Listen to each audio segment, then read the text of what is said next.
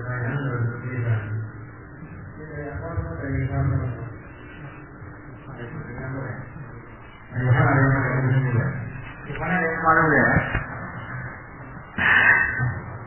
ada banyak ya pertanyaan, tapi ini kadang satu orang pertanyaannya ada sampai 3. Ini udah disusun berdasarkan urutan atau saya bebas mulai dari mana aja?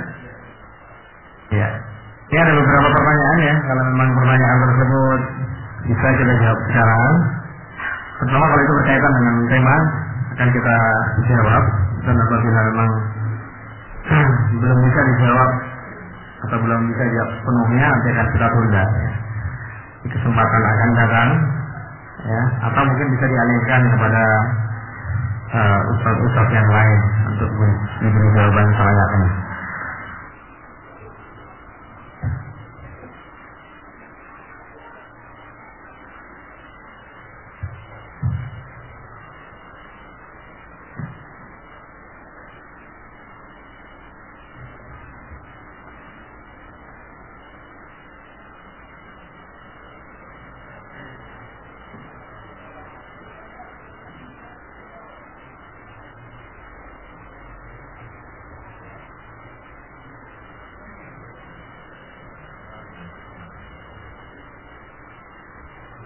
Ya, ini saya jawab yang terutama sekali yang terkait dengan pembahasan ya. Jadi yang mungkin nggak terkait langsung atau bahkan nggak terkait sama sekali, itu saya tunda ya.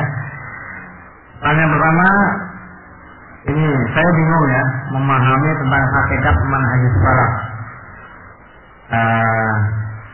Karena dikatakan sahabat dan para ulama salaf atau ulama salafiyin banyak berbeda pendapat.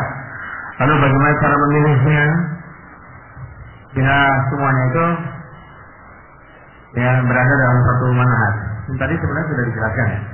Hanya flashback dikit aja ya. Sudah dijelaskan tadi ya bahwa peneladanan terhadap para ulama salaf itu adalah dalam keumuman ismah. Bahwa secara umum mereka terjaga dari kekeliruan, dalam arti mereka tidak akan mungkin bersepakat memiliki satu pendapat dan pendapat itu batil, itu tidak mungkin. Adapun afrad masing-masing di antara mereka mungkin saja memiliki pendapat yang salah atau melakukan kesalahan. Ya, jadi kalau terjadi perbedaan pendapat di kalangan mereka, ini kalangan usuliyin atau ahli usul fikih mengistilahkan dengan manhajus sahabah. Ini istilah usul fikih ya. Jadi manhaj sahabah ini tidak ada kaitannya dengan manhaj ahlus sunnah ya.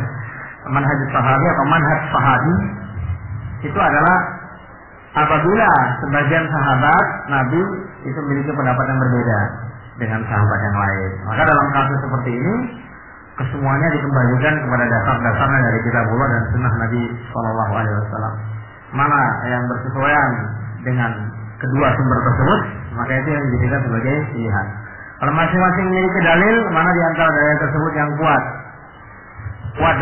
dalam sisi kekuatan hadis itu sendiri, sanadan wa matanan, secara matan hadis, isi hadis, substansi hadis maupun perawi-perawinya, dan juga kekuatan indikasi hadis tersebut. Betulkah hadis tersebut mengindikasikan sesuai dengan pendapat sahabat tadi? Mana yang paling kuat, itulah yang diambil dari pendapat tadi. Jadi sistemnya sama dengan muqaranah, perbandingan satu mazhab dengan mazhab yang lain ya.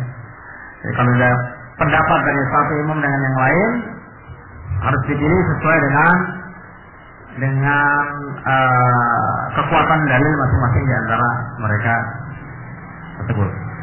Kadang-kadang sebagian memiliki kekuatan dalam istidlal dan cara pengambilan dalil, tapi ternyata dalil yang digunakan itu tidak bisa digunakan sebagai hujah karena lemah dia, dhaif atau bukan mungkin disinyalir sebagai hadis palsu. Ya, ada yang memiliki kekuatan dalam dalilnya, ternyata indikasi dalilnya tidak sesuai dengan yang dia maksud. Ini perlu diteliti. Jadi pada kasus-kasus yang demikian kita nggak usah bingung, ya. Kita kembalikan kepada ilmu. Yang bingung itu yang tidak punya ilmu. Ya, jadi makanya untuk menghilangkan kebingungan itu kita belajar. Semakin ilmu kita bertambah, tingkat kebingungan kita itu akan semakin berkurang. Ya. Qul hal yastawil ladzina ya'lamun wal ladzina la ya'lamun. Memang enggak akan sama orang yang berilmu dengan orang yang tidak berilmu. Syekh Albani rahimahullah misalnya melakukan sholat sama persis dengan saya. Tapi misalnya begitu, sebagai contoh misalnya. Tapi tingkat kepuasan beliau, keyakinan beliau dengan apa yang beliau lakukan ya jelas tidak bisa disamakan dengan saya. Ya, keyakinan dengan dalil yang beliau gunakan, istidlal yang beliau gunakan itu tidak sama dengan saya.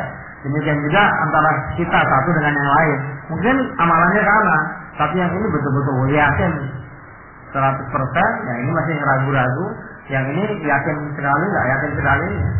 Terus saya tuh kalau dengar keterangan dari satu ustaz yakin, nanti dengar keterangan dari yang lain yakin lagi. Ya, jadi berpindah dari satu yakin kepada yakin yang lain. Kenapa kok bisa seperti itu? Itu karena memang kapasitas ilmunya belum mencukupi dia untuk bisa melakukan perbandingan secara baik. Jadi kuncinya tetap ilmu ya. Jadi untuk menyikapi perbedaan yang terjadi antara seorang ulama salafi yang satu dengan yang lain, ulama salaf yang satu dengan yang lain, sahabat yang satu dengan yang lain, sama dengan bagaimana kita menyikapi pendapat ulama yang ada sekarang ini yang satu dengan yang lain. Harus dikembalikan kepada dalil Allah. Ini tentang person ya. Tentang person. Saya pernah membaca artikel atau visi ceramah judul tentang kebobrokan dari seorang tokoh yang bernama Yusuf Qaradawi. Ya, menurut Ustaz bagaimana? Ini persoalan yang sangat sensitif ya. Dalam arti tinggal dari mana, dari sudut pandang mana, dan dalam hal apa yang maksud dengan kebobrokan di situ. Para ulama salafiyin sekarang memang banyak mempersoalkan Yusuf Qaradawi dari segi manhajiyah beliau, terutama dalam manhaj dakwah, metodologi beliau, terutama dalam metodologi dakwah, yang mana itu diwarnai dengan pemikiran-pemikiran beliau yang cenderung banyak bersandar pada logika ketimbang kepada acuan dalil dan pendapat para ulama salaf. Itu yang sangat disoroti oleh para ulama. Ya. Tapi di sisi yang lain, para ulama juga mengakui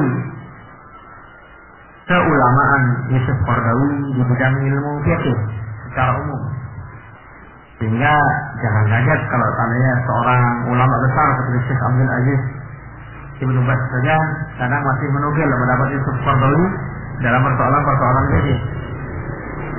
Dalam fikih zakat yang memang Yusuf Qaradawi punya banyak kelebihan, dan kitab fikih zakatnya itu juga dibaca, dijadikan bacaan oleh para ulama, ditelaah oleh para ulama. Sehingga dalam konteks apa ya, beliau dikritik oleh para ulama dari sisi manhaj dakwah beliau dalam hal ini. Makanya kita perlu berhati-hati dalam mempelajari konsep-konsep dakwah yang digelar oleh Yusuf Qaradawi. Nah, tapi di sisi yang lain,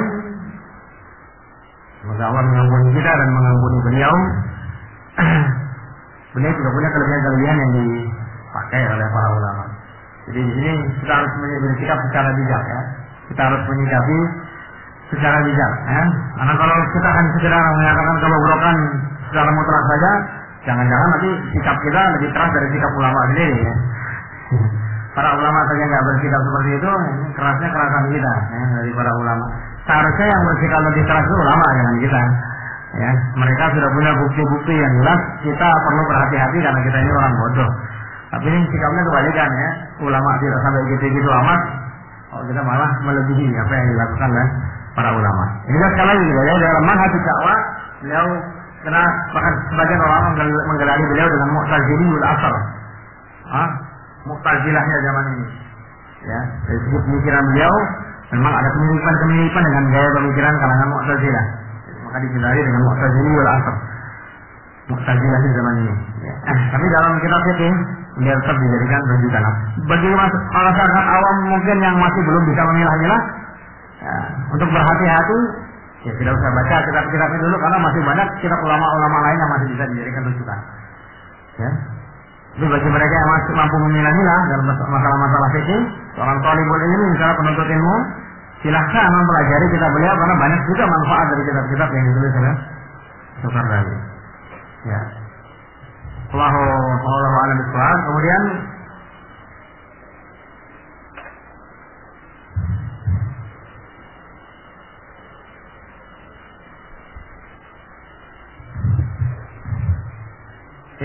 kemudian kecenderungan ini ada pertanyaan, ini ada sebagian orang misalnya kalau mau mengambil pendapat soal fikih, nah ungkapan misalnya kalau bukan pendapat Albani, jadi nggak usah sama sekali. Albani atau tidak sama sekali, ya. Ya, ini sikap yang saya yakin kalau Syekh Albani sendiri tahu, beliau akan sangat marah sekali. Ya, kalau Syekh Albani tahu, beliau akan sangat marah sekali. Ya. Jadi kita harus bersikap arif sebagaimana ulama itu sendiri. Syekh Albani sangat diakui, ya, dalam keilmuannya di bidang hadis. Tapi kita juga harus sadar bahwa banyak ulama yang lebih fasih dari beliau di bidang ilmu hadis. Dan itu diakui oleh Syekh sendiri. Syekh Al-Albani mengakui keunggulan Syekh Utsaimin dari dirinya di bidang ilmu fikih. Itu satu hal yang, dan Syekh Utsaimin sangat mengakui Syekh Al-Albani dengan keunggulannya di bidang ilmu hadis. Sehingga masing ulama tentu memiliki kelebihan dan kekurangan sebagai yang secara manusiawi itu adalah hal-hal yang wajar. Jadi kalau kita mengambil pendapat hanya dari satu ulama saja, tidak ada ulama yang membenarkan. Bahkan ulama itu sendiri saja kalau tahu dia akan marah. Ketika ada seseorang yang membicarakan satu pendapat ilmu di mana di situ ada perbedaan antara Syekh Muhammad Shalih Al-Utsaimin dengan Syekh Al-Albani rahimahullah, yang kemudian orang tersebut mengatakan apakah benar dalam hal ini Syekh Al-Albani dikatakan oleh sebagian ulama berpikiran sebagai murji'ah di dalam persoalan ini. Maka Syekh Al-Utsaimin menjawab, "Man qala anna al-Albani murji' imma alla ya'rifa al-murji'ah wa imma alla ya'rifa al-Albani." Ya, jadi orang yang mengatakan Albani adalah murji'ah berarti dia nggak tahu apa itu murji'ah, atau mungkin dia nggak kenal siapa itu Albani. Padahal dalam persoalan itu Syekh Muhammad Shalih Al-Utsaimin memiliki perbedaan pendapat dengan Muhammad. Jadi artinya ulama yang satu dengan ulama lain malah mungkin ada berbeda pendapat, ya. Tapi jangan sampai mengecam ulama yang lain, apalagi sampai mengatakan kalau tidak pendapat ulama enggak sama sekali, itu tidak benar, ya.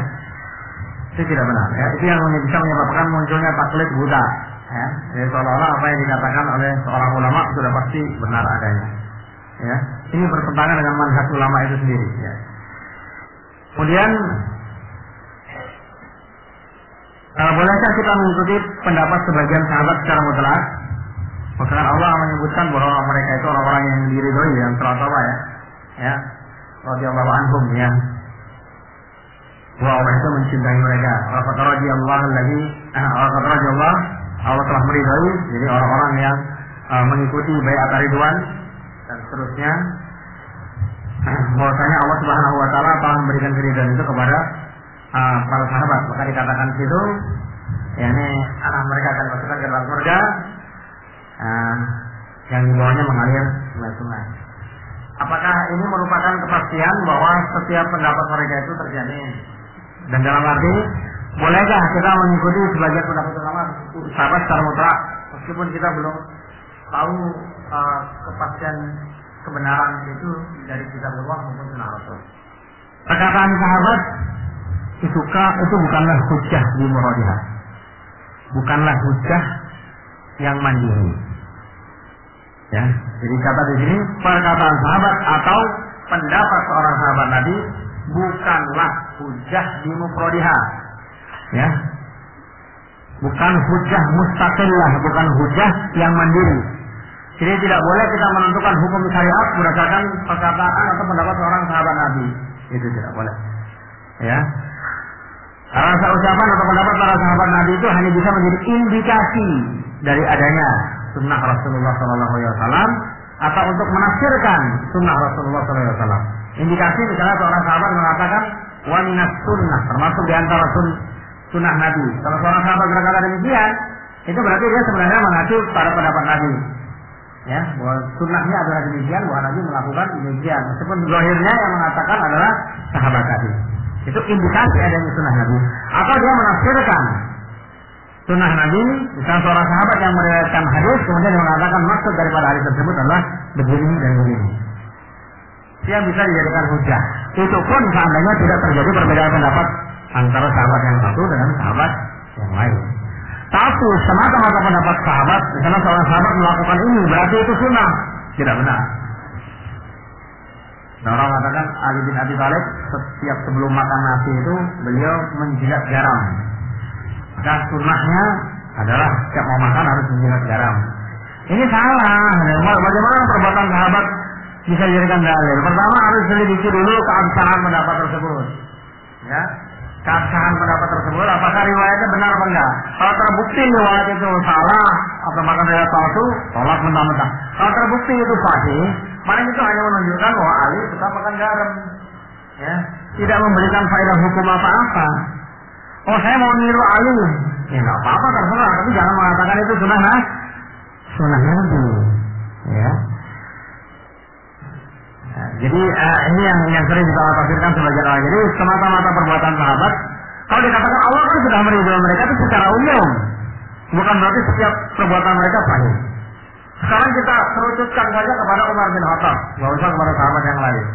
Inna Allah ja'al haqqa fi lisan Umar. Di dalam sebuah hadis disebutkan bahwa Allah itu menjadikan kebenaran itu di dalam lidah Umar bin Khattab.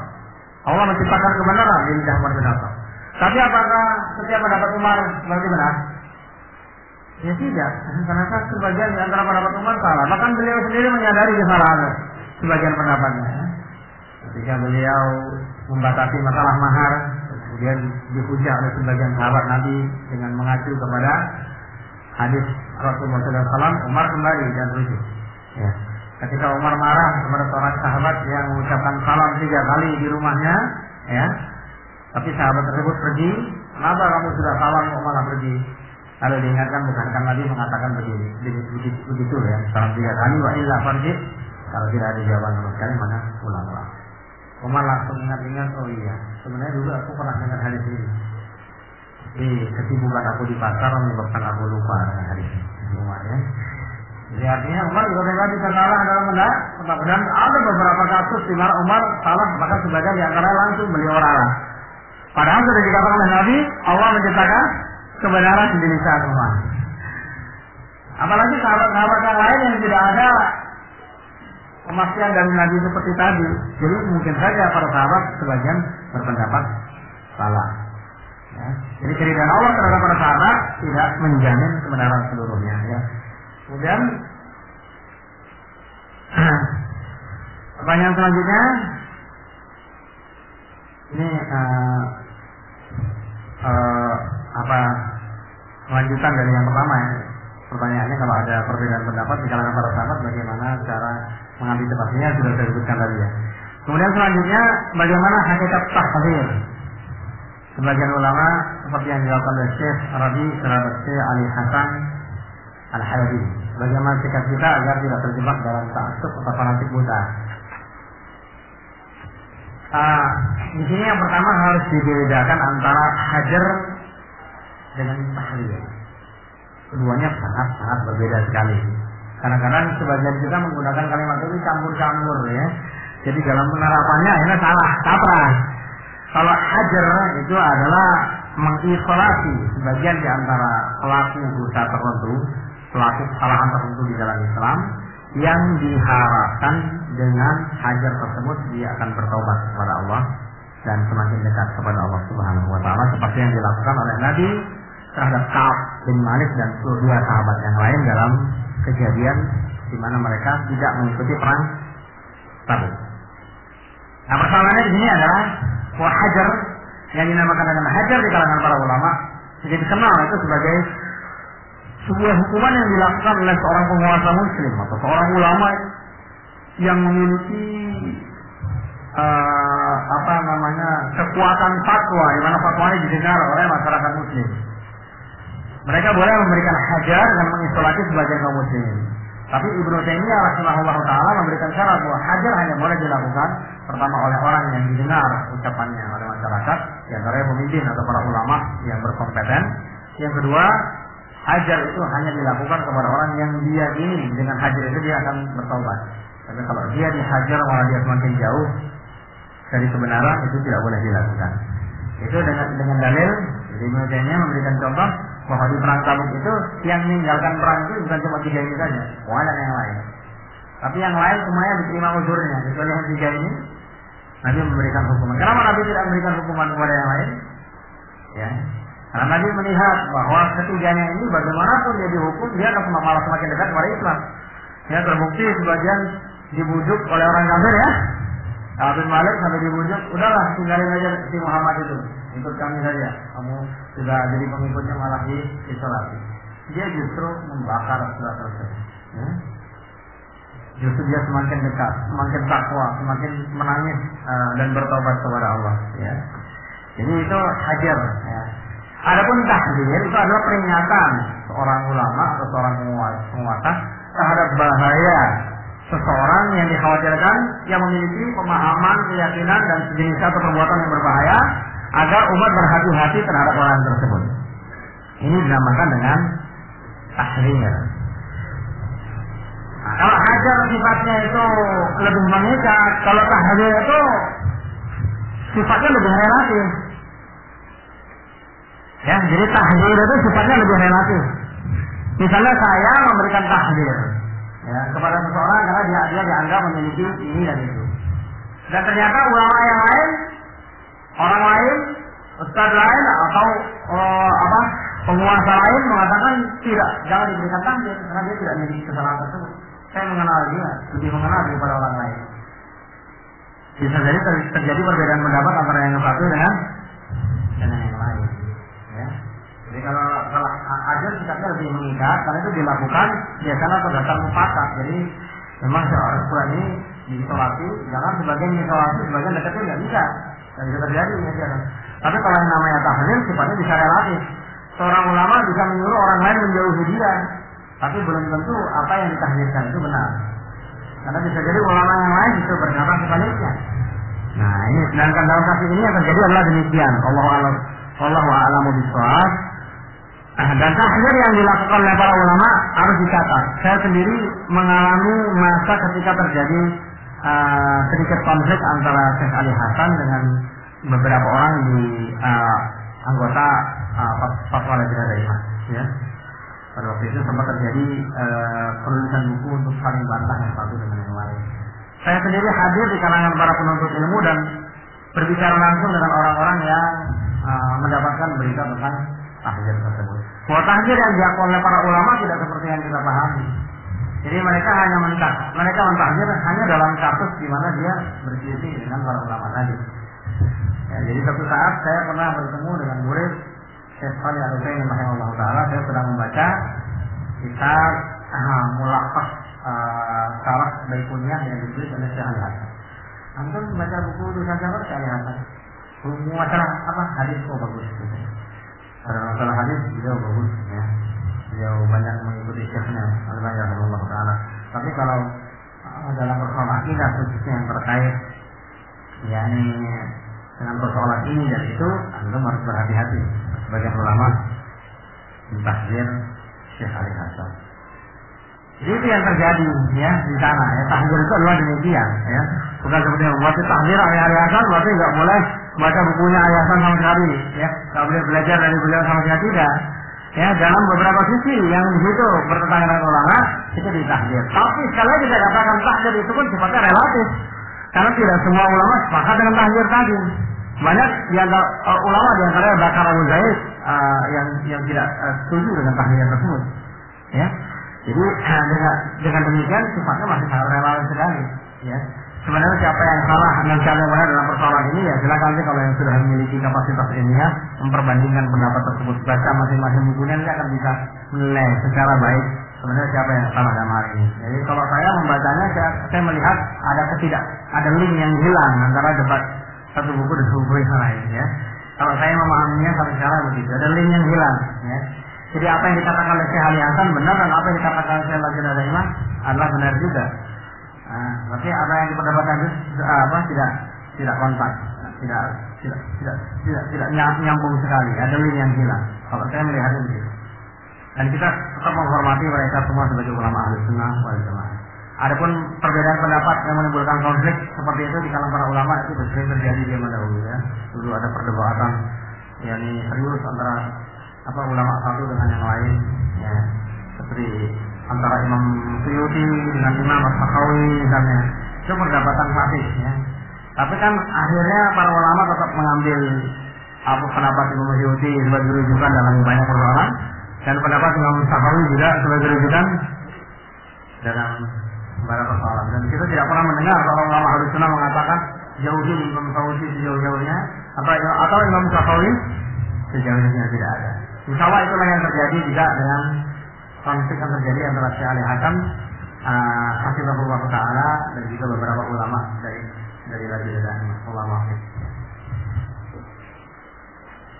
Kemudian ini soal pendidikan ya. Pendidikan di perguruan tinggi, perguruan tinggi tertentu ada yang ingatkan kok bahaya belajar di perguruan tinggi IAIN misalnya, dari sebagainya karena sudah pemahaman ini. Nah kalau ini saya kira hal yang tidak perlu dibahas ya, karena kenyataan yang terjadi di sana juga sudah apa istilahnya sudah terjadi sejak bertahun-tahun yang lalu. Bahkan sebelum masa dakwah salafiyah menggeliat, terutama di tanah Jawa ini sudah apa istilahnya muncul ya keresahan umat terhadap apa yang terjadi di perguruan tinggi tersebut. Tadi katakan apakah perlu berhati-hati kalau belajar di sana? Saya kira di semua perguruan tinggi sekarang yang ada di Indonesia kita wajib berhati-hati ya. Bukan cuma di IAIN saja ya. Kenapa? Karena pendidikan kita itu pendidikan warisan dari kolonial, kemudian berkembang dalam pemikiran, wacana pemikirannya cenderung sekuler, dan kebiasaan masyarakat yang masih jauh dari religi. Maka wajar saja kalau pendidikan yang muncul itu pendidikan yang di situ ada nilai-nilai kebaikan, tapi di situ tidak ada hal-hal yang perlu diwaspadai. Maka dimanapun antum itu belajar untuk di tanah air sekarang ini ya saya katakan ya perlu berhati-hati. Ya. Tapi IAIN mendapat catatan khusus kenapa? Karena dia UIN ya sekarang namanya itu membawa catatan karena dia membawa nama Islam. Ya. Dia membawa nama Islam. Biasanya kalau sesuatu yang sudah disebut Islam atau Islami kan orang yang di situ tentrem. Sama dengan ada dua film, dua-duanya berisi banyak maksiat. Tapi yang satu disebut film Islami. Yang film Islami ini ya dalam kapasitas tertentu harus lebih diwaspadai. Karena orang yang mendengar kata Islami itu berarti kan hatinya nyaman, ini pasti aman. Ya. Yang tahunya di dalamnya isinya nggak jauh-jauh aman. Ya. Nah, ini yang justru salah. Tapi kalau film itu memang bukan film Islami, orang juga sudah tahu pasti isinya akan banyak hal-hal yang bermasalah. Kalau persoalan sekulerisme, pemikiran liberal ada di pendidikan-pendidikan yang dia non-Islami, pendidikan umum biasa, itu wajar. Tapi kalau itu ada di sebuah pendidikan atas yang sebagai pendidikan Islam, itu tentunya lebih berbahaya. Ya, maka tingkat kehati-hatian harus lebih tinggi lagi. Ya. Ya, jadi yang masih kuliah di sana harus banyak-banyak mawas diri. Ya. Kemudian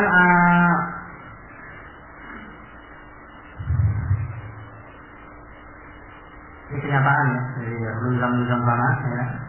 Yang sudah lulus dari perguruan tinggi sana akhirnya timbul inkonsistensi pada manhaj kebenaran misalnya ya, itu wajar-wajar saja ya, karena yang namanya subhat itu memang sangat sulit dihadapi ya. Seorang Imam Malik yang sudah alim begitu saja beliau sangat khawatir kalau mendengarkan ucapan seorang ahli bidah ya. Itu ada di Jakarta waktu itu saya masih belajar di pesantren. Saya di Jakarta, saya mau menemui salah seorang tokoh yang berpikiran liberal pada waktu itu tahun 1988 atau 89 sementara itu. Lalu saya ketemu dengan salah seorang juru dakwah. Kamu mana? Mau ketemu si Fulan. Mau ngapain? Ya, saya tidak setuju dengan pendapat-pendapat yang seperti ini, sangat berbahaya sekali. Harus saya beritahu. Saya dilarang, nggak usah. Kenapa? Yang niat kayak kamu itu udah banyak kayak dulu. Jadi kebanyakan setelah ketemu dengan si Fulan malah jadi pengikutnya. Karena di dalam hadis disebutkan inna binal bayani la sihra. Di antara kemampuan menguntai kata yang baik itu ada sejenis sihir. Jadi ada yang manusia yang punya kemampuan tertentu ngomongnya itu sangat karismatik atau mungkin mudah memengaruhi orang lain, sangat impresif. Sebenarnya biasa-biasa aja, nggak ilmiah banget, tapi orang mudah terpengaruh dengan ucapannya. Nah, orang yang semacam ini kalau dia punya pemikiran-pemikiran kita harus hati-hati. Kalau dia punya pikiran-pikiran sesat harus hati-hati. Jadi jangan mengorbankan diri dengan sok-sok ya mau berdebat kalau memang kapasitas kita belum mampu mematahkan subhat yang dia lontarkan. Itu sangat berbahaya sekali. Ya, seperti kejadian Imam ini Muqatil ya, dan beberapa ulama lain yang hidup di masa lalu, di mana mereka itu dikenal sebagai ulama yang bersih hati-hati. Suatu saat mereka berdebat dengan kalangan ahli bidah. Ya, kalau seorang di antaranya berdebat dengan seorang Mu'tazilah. Dalam debat tersebut Mu'tazilah ini kalah bertekuk lutut. Tapi begitu ulama ini pulang ke rumah, dia ulama ahli sunnah, ulama, dan dia berdebat dengan seseorang, orang itu kalah. Tapi di rumah semua perdebatan itu di flashback lagi sama dia. Saya sudah jawab ini. Tapi dia bisa jawab ini. Kemungkinan dia akan jawab begini. Malah dia membayangkan jawaban-jawaban tersebut, sehingga dia pada pagi harinya selesai sholat subuh, dia sudah menjadi seorang yang berakidah mujassimah. Ubah akidahnya menjadi mujassimah. Gara-gara debat dengan ahli kitab. Jadi ini perlu diperhatikan ya. Jadi mereka yang belajar di lokasi-lokasi seperti ini harus hati-hati ya. Kalau tidak hati-hati akan terjebak dalam subhat-subhat tadi. Ya, dengan orang yang kapasitasnya kalah saja orang bisa terpengaruh ya. Ulama tadi. Bagaimana dengan kalau kita debat langsung baru satu ronde kita sudah kalah. Bahwa guru kita pun kalah juga. Ya. Nah, ini yang harus diperhatikan. Dan kemenangan debat itu, maka Ibnu mengatakan kalau satu syarat jidal yang syar'i adalah kalau seorang yang memiliki pemahaman kebenaran yakin bahwa dia dengan kapasitas ilmunya bisa mengatasi orang yang akan diajak berdebat. Kalau enggak, lebih baik tidak. Ya, lebih baik tidak. Karena bisa merancukan kebenaran itu sendiri. Malah jangan-jangan kita mengikuti kebatilan gara-gara kita tidak mampu mempertahankan yang hak itu sendiri. Karena berapa banyak orang yang paham kebenaran tapi nggak mampu menyuarakannya kan gitu ya, nggak mampu mendetailkannya, menjelaskannya secara gamblang. Kemudian ini pertanyaan saya jelaskan mengenai penggunaan nama pribadi dengan tambahan as-salafi, al-azhari dan lain sebagainya. Ya saya rasa secara umum penggunaan kata tersebut sih boleh-boleh saja. Hanya saya mengkhawatirkan istilahnya penggunaan itu menjadi berlebihan. Kenapa saya katakan demikian? Pertama, kita harus berhati-hati dengan tazkiyatun nafsi, menganggap diri kita suci. Wala tuzakku anfusakum, innallaha a'lamu bima yasifun. Antara tazkiyatun nafsi dengan iddi'aul haq itu antara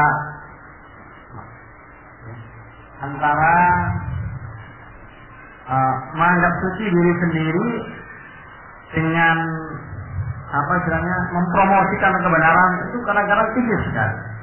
Ya. Itu tipis sekali. Jadi kita harus bisa mengetahui seorang misalnya bersedekah dengan terang-terangan dia merasa lebih baik karena banyak orang yang mengikuti dia untuk bersedekah. Tapi sebagian orang menganggap terang-terangan saya malah jadi gampang ria. Antara bersedekah terang-terangan untuk ngajak orang dengan ria itu kadang-kadang jadi beda tipis. Ya. Sebagian ulama mengatakan tidaklah baik seorang penuntut ilmu mengatakan saya sudah hafal Al-Quran sekian dan sekian. Itu kalau tujuannya adalah untuk membanggakan diri. Tapi kalau tujuannya untuk memotivasi murid boleh.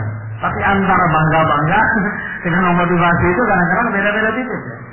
Ya, kalau misalnya seorang Imam Asy-Sya'bi mengatakan, aku hafal 200.000 hadis sebagaimana kalian hafal Qul huwallahu ahad. Itu diucapkan. Imam Bukhari juga mengatakan saya hafal 100.000 hadis sahih dan 200.000 hadis dhaif. Itu kan pengakuan bahwa beliau hafal. Tapi itu dalam kapasitas untuk apa dulu? Itu diperbolehkan. Nah sekarang kita kalau menggunakan ini, sekarang kita dalam posisi mana ini ya? Posisi yang betul-betul untuk memotivasi orang atau membanggakan diri, beda-beda tipis sekali. Jadi makanya saya katakan harus berhati-hati. Kalaupun kata penggunaan kata tersebut atau nama imbuhan tersebut memang diperbolehkan secara syariat. Berapa banyak sih ulama yang menggunakan itu? Dan beliau sendiri yang berinisiatif menggunakannya, bukan orang lain. gelar Syekhul Islam itu bukan dari Ibnu Taimiyah, orang lain yang menggelari beliau Syekhul Islam. Ya. Kalau Ibnu Qayyim digelari sebagai Qadil Qudat, itu orang lain yang menggelari, bukan beliau. Syekh Muhammad Shalih Al-Utsaimin digelari sebagai Faqihul Ummah, itu orang lain yang menggelari beliau. Kalau Syekh Abdul Aziz bin Baz digelari dengan Baqiyatus Salaf, itu orang lain yang menggelari, bukan beliau. Tapi kalau ada orang sendiri yang menisbatkan sesuatu, ya, seperti Al-Asy'ari As-Salafi, itu kan antara dua kemungkinan. Dia memang mau mendakwahkan dakwah salafiyah, ya, saya akan mendakwahkan dakwah saya sebisa saya. Dengan antara saya membanggakan kesalafian saya, itu kan beda-beda tipis sekali. Dan berapa banyak orang yang menggunakan. Yang kalau ulama sekarang ini yang ujungnya pakai As-Salafi ada siapa? Al-Hasan Al-Halabi Al-Adai. Yang ada siapa? Syekh Albani pakai? Syekh Albani sendiri nggak pakai As-Salafi. Beliau yang menegaskan tentang disyariatkannya ungkapan salafi, beliau sendiri nggak menggunakan. Sendiri nggak pakai enggak, saya enggak. Kita baru belajar hadis tahun 2 tahun pakai Al-Azhari. Ya maunya ya kita juga harusnya merasa malu. Tapi boleh apa enggak? Ya selama itu tidak untuk membangga-banggakan diri, nggak jadi masalah.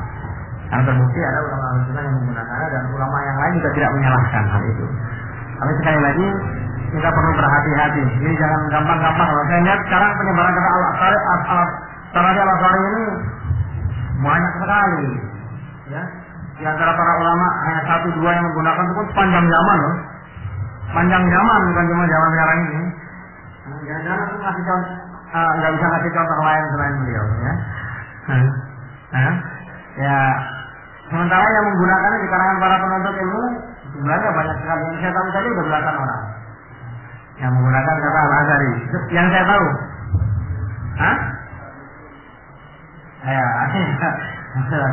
saya tidak mengingatkan, saya dari yang saya kenal itu di kalangan talabatul ini, dari beberapa tulisan pernah saya baca, ada terjemahan dan macam-macam, itu sudah belasan orang. Itu di Indonesia ini aja yang menggunakan kata Al-Azhari. Kira itu udah kebanyakan ya. Ya, jadi hendaknya berhati-hatilah menggunakan kata-kata semacam itu, karena kita bisa terjebak dalam menganggap suci diri sendiri.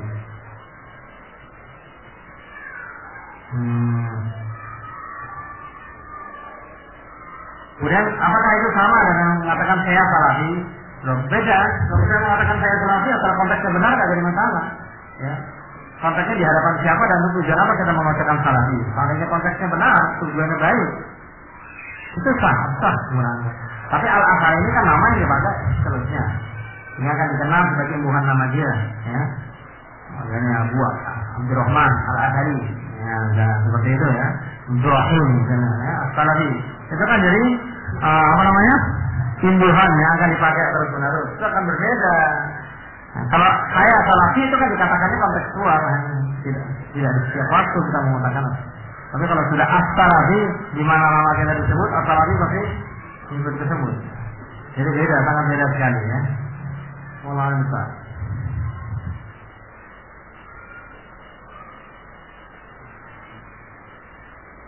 Kemudian tentang ini fatwa. Kalau ini jangan ditanyakan kepada saya, ya. Ini ada sebagian orang-orang yang mengaku mengikuti manhaj salaf, tapi mereka membuat ormas. Gimana hukum membuat ormas? Kalau ini terus terang saya nggak bisa menjawab sekarang, ya. Ini persoalan fikih praktis, sifatnya juga membawa kepentingan kolektif. Untuk ini saya perlu berhati-hati. Tapi saya hanya menegaskan apapun yang menjadi fatwa. Kalau memang pertanyaan ini nanti sudah ditanyakan atau mungkin sebagian kita sudah pernah menanyakannya kepada sebagian ulama dan ternyata muncul jawabannya beragam yang mungkin tidak satu jawaban, maka saya tegaskan ini adalah tetap dalam kapasitas persoalan ijtihad atau persoalan fikih. Ya. Itu bisa dianggap salah, tapi itu tidak mengorbankan as-salafiyah. Orang ya mungkin salah dalam dakwah begini, tapi orang yang salah dalam dakwah apakah bisa dikatakan dia bukan lagi salafi? Ya. Selama itu bukan berkaitan dengan al-usul allati ittafaqa 'alaiha ahlussunnah. Pondasi-pondasi yang disepakati oleh ahlussunnah. Itu sementara jawaban saya. Tapi untuk selanjutnya apakah itu boleh atau tidak, itu sebaiknya ditanyakan kepada ulama ya, yang berkompeten. Insyaallah nanti kalau ada kesempatan saya akan sambungkan juga untuk menanyakannya kepada para ulama. Kalau salafi tidak berorganisasi, bagaimana kita bisa ikut nimbang saudara-saudara kita yang terkena bencana? Wah. Berorganisasi dengan bermanhaj salaf itu tidak ada kaitan sama sekali. Ya. Berorganisasi tidak dilihat organisasi itu dalam kapasitas apa. Ya. Kalau organisasi itu dibuat untuk mengumpulkan dana-dana bencana, organisasi lain dibuat misalnya untuk membuat pendidikan, organisasi lain dibuat untuk kepentingan dakwah tertentu, boleh, nggak ada kok di antara ulama yang mengharamkan itu. Ya, itu tidak menjadi masalah. Ya, yang tidak diperbolehkan adalah menyangkut pautkan antara organisasi dengan dakwah secara langsung. Orang-orang yang masuk organisasi tersebut berarti dia berpahaman dengan pemahaman itu, yang di luar tidak, itu yang tidak boleh. Ya, karena organisasi ini ibarat rumah. Ya, yang tinggal dalam rumah itu, biarpun di situ ada seorang yang berakidah salah, dia bisa saja tinggal dengan orang yang tidak berakidah salah. Seperti juga sekolah, seperti juga perguruan tinggi. Di perguruan tinggi sekaliber Al-Jami'ah Al-Islam Madinah Munawwarah saja ada beragam dosen dengan beragam pemikiran. Di sana ada para ulama ahli sunnah, di sana ada dari kalangan pergerakan al-Ikhwan Muslimun, dan ada yang lain. Itu perguruan tinggi sebesar. Dan perguruan tinggi ini juga organisasi. Yang namanya organisasi itu apa? Organisasi itu kan yakni lembaga yang dibuat untuk mengatur sesuai dengan dari kata organisasi. Ya. Organisasi itu kan artinya mengatur, mengorganisasi itu mengatur. Jadi tidak seperti dia itu ya, pendidikan sekolah sekecil apapun itu organisasi. Ya, kita buat TK, TPA itu organisasi. Memang organisasi itu apa? Ya, jangan terlalu mendramatisir soal organisasi itu harus sebuah ormas besar, harus membawahi orang sekian juta orang, itu namanya organisasi, tidak. Semuanya organisasi. Ya boleh ya, sekali lagi organisasi tidak ada kaitan sama sekali. Saya buat organisasi untuk menolong selama kaum muslimin. Kemudian dalam organisasi tersebut ternyata ada orang berpemikiran berbeda, tidak ada masalah, boleh saja. Ya, karena organisasi ini tidak membawahi sama sekali. Orang yang ada dalam organisasi tersebut harus begini dan harus begitu, itu tidak demikian. Boleh-boleh saja. Tapi memang lebih aman kalau kita mau melakukan kerjasama sosial dan sebagainya dengan orang-orang yang mungkin berpemikiran sama dengan kita agar tidak terjadi gesekan-gesekan di tengah jalan. Itu sebenarnya tujuannya yang saja. Tapi secara umum boleh-boleh saja, dan para ulama banyak terlibat dalam organisasi kerja, dan mereka bekerja sama juga dengan orang-orang yang notabene ya berpemikiran. Untuk hidup di Indonesia juga berorganisasi, bikin KTP, organisasi. Untuk masuk sebagai warga negara Indonesia itu sudah itu organisasi besar yang namanya negara Indonesia. Apa ada yang ngaku di sini bukan orang Indonesia? Pasti ya. Benci pemerintah, nggak senang pemerintah, paling bikin KTP juga, bikin SIM juga ya. Ya. Kita ini ikut organisasi Indonesia ya. Organisasi sebuah negara yang namanya Indonesia. Ya. Nabi juga pernah terlibat organisasi ketika beliau itu buat kesepakatan Hudaybiyah. Itu juga organisasi. Melakukan banyak yang diorganisir dalam kesepakatan tersebut, termasuk masalah perpindahan, masalah suaka, macam-macam kan gitu ya. Dan beliau mengadakan kesepakatan itu dengan siapa? Dengan orang-orang kan? Dengan orang-orang kafir. Begitu ya. Allah bermaksud ya. Ini tadi dikatakan supaya saya jawabnya hanya sampai jam 1:30 ya. Saya konsisten dengan apa yang diminta oleh pembawa acara. Jadi saya mohon maaf kalau caranya masih banyak pertanyaan yang belum terjawab. Ya, insya Allah nanti akan saya jawab dalam pertemuan yang lain, atau bisa nanti pertanyaannya diisikan ke email pribadi saya. Ya, jadi nggak biasa setiap 2 hari atau 3 hari sekali mengkhususkan untuk menjawab pertanyaan-pertanyaan di email ya. Ini alamat email saya umar_aldani_aldani@yahoo.com. Ya.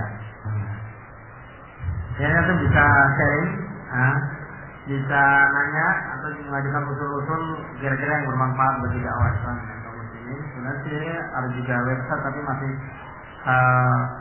kemarin ketika diberikan website kebetulan saya sibuk bolak-balik karena Jawa Sumatera kemarin, jadi akhirnya terbengkalai sampai sekarang belum keluar. Tinggal ngisi saja sebenarnya. Dan insya Allah dalam waktu dekat, nanti kalau sudah keluar, jadi kalau di website tersebut kita akan khususkan apa saya akan isi dengan bagian buku-buku saya juga, kemudian fatwa-fatwa para ulama dalam berbagai kasus. Masih juga kita sediakan tempat untuk tanya jawab. Karena kalau lewat email saya rasa cukup merepotkan sekali ya. Cukup merepotkan dan waktu saya juga sangat terbatas. Mungkin dengan adanya website nanti mungkin bisa lebih diorganisasikan ya. Tapi saya nggak bikin organisasi. Saya hanya bikin website ya. Saya cukupkan di sini saja. Allahumma sholli subhanakallah wa bihamdika asyhadu an la ilaha illa anta astaghfiruka wa atubu ilaik.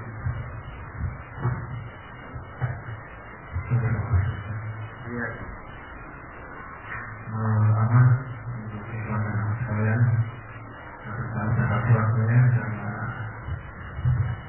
saya berasal dari teman-teman yang jauh seperti sudah dari Magelang. Kita kasih.